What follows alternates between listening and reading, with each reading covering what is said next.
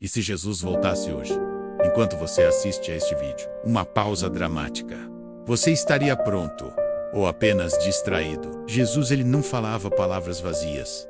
Quando ele alertava, em Mateus 24, Jesus fala sobre tempos difíceis, confusão, engano, e então ele diz: portanto, vigiem. Ele não disse para calcularmos datas, ele disse: vigiem.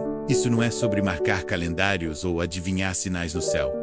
É sobre o estado do nosso coração, aqui e agora. A ordem de Jesus era para todos os tempos, para cada geração, para mim e para você. É um chamado à atenção constante, a viver com um senso de propósito e urgência espiritual. A distração é o maior inimigo da vigilância, e o nosso mundo moderno é um campo minado de distrações. Jesus usa uma imagem simples, mas poderosa. Um ladrão não avisa quando vem, ele se aproveita do descuido. O problema não é o ladrão, o problema é a casa dormindo. Espiritualmente falando, muitos não caíram em pecado grave, eles apenas adormeceram. A vida ficou confortável, as preocupações do dia a dia tomaram conta, e a chama da expectativa se tornou uma brasa fraca. Esse sono espiritual é sutil. Ele não chega com um alarme, mas com um bocejo. Você começa a pular uma oração aqui, a ler a Bíblia com menos atenção ali. Aos poucos, a conexão vibrante com Deus se torna uma memória distante. A casa ainda está de pé,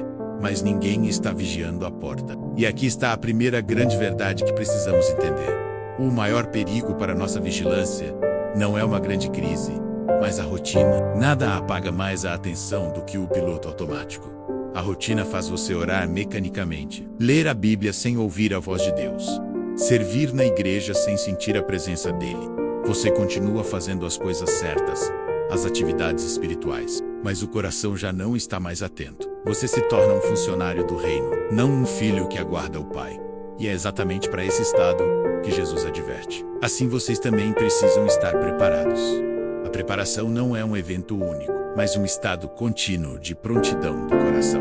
Agora, muitos confundem vigilância com medo. Eles imaginam uma vida de ansiedade, olhando para o céu a cada nuvem escura. Mas quem vive com medo não vive com fé. Vigiar não é ter medo, é viver consciente, é viver alinhado com os propósitos de Deus. É viver como alguém que sabe para onde está indo e quem está esperando. Pense nisso. Você não espera com medo a chegada de alguém que você ama. Você espera com alegria, com preparação, com um coração cheio de expectativa. A volta de Jesus não é para pegar os seus desprevenidos e puni-los. Ele volta para buscar aqueles que o esperam com fidelidade, com amor, com um serviço diligente. Vigiar é, na verdade, um ato de amor e confiança. Você se lembra da parábola das 10 virgens? Todas elas estavam esperando o noivo. Todas elas pegaram no sono. Mas havia uma diferença crucial entre elas. 5 tinham azeite de reserva para suas lâmpadas. As outras 5 tinham apenas a aparência de estarem preparadas. E quando o noivo chegou, no meio da noite, não houve tempo para improvisar. As que não tinham azeite ficaram para trás. Sabe o que isso nos ensina? Vigilância não é algo que a gente inventa na última hora. É uma construção diária, uma decisão constante de manter a chama acesa. Um dos maiores enganos que podemos cometer é pensar: eu ainda tenho tempo. Nós tratamos o tempo como se fosse uma posse, algo garantido no nosso bolso. Mas o tempo não é uma promessa, é um presente.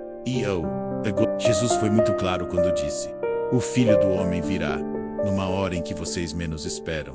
Preste atenção nisso. Numa hora em que menos esperamos. Isso não significa necessariamente no meio do caos e da guerra. Pode ser num dia comum, quando tudo parece normal, quando estamos distraídos com a rotina. É na aparente calmaria que a nossa preparação é testada.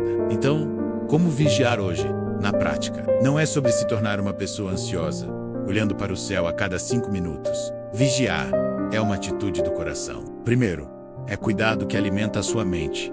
O que você tem assistido, lido, ouvido, isso está te aproximando ou te afastando de Deus? Segundo, é cuidado que governa o seu coração. Quais são as suas prioridades, seus amores, seus tesouros? Onde o seu coração realmente está? E terceiro, o mais importante, é cuidar da sua intimidade com Deus. Não é sobre fazer mais coisas para Deus, mas sobre estar mais presente com Ele. Quem vigia não vive em pânico, vive em paz, porque sabe que está pronto. Agora eu quero te convidar para um momento de reflexão sincera. Quero que você pare por um instante e se pergunte: com toda a honestidade. Se Jesus voltasse hoje, neste exato momento, o que ele encontraria em você? Uma fé viva, pulsante ou uma fé cansada no piloto automático? Um amor fervoroso, apaixonado ou apenas um hábito religioso, um costume de domingo? Ele encontraria um coração que anseia por ele? Ou um coração distraído com o mundo? Apesar dessa pergunta ser forte, entenda uma coisa. A volta de Jesus não é uma ameaça para quem o ama. É a maior promessa de todas. É a promessa do fim da injustiça. A promessa da restauração de todas as coisas. A promessa de uma eternidade onde não haverá mais choro nem dor. Quem vigia não teme o encontro com o noivo. Pelo contrário, anseia por ele. A vigilância transforma o medo em expectativa, a ansiedade em esperança. Por isso, hoje, a mensagem de Jesus para você é um chamado para vigiar, não com um espírito de medo, mas com um coração cheio de fé e esperança. Say Voca Decide. A partir de hoje, viver preparado, viver em vigilância. Escreva aqui nos comentários. Eu escolho vigiar. E compartilhe este vídeo com alguém que você ama e que precisa despertar para essa verdade. Porque quem ama, avisa. Vamos juntos aguardar a vinda do nosso Senhor.